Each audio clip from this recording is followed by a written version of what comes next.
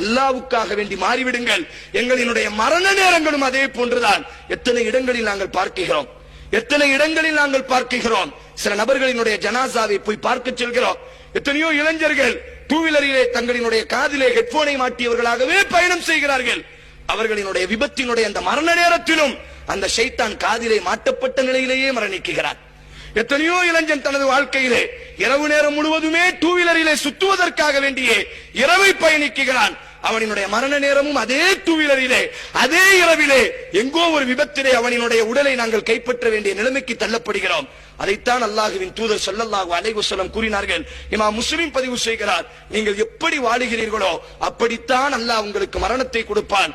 ஈமானின் அடிப்படையில், இஸ்லாத்தின் அடிப்படையில், குர்ஆனோடு தொடர்பு கொண்டவர்களாக, அல்லாஹ்வின் மார்க்கத்தோடு பிடிப்புள்ளவர்களாக எந்த ஒரு இபாதத்திலே நாங்கள் அதிகம் கவனம் செலுத்துகிறோமோ, அபூபக்கரும் உமரும் நபியின் வலதும் இடதுமாகவே வாழ்ந்தார்கள்.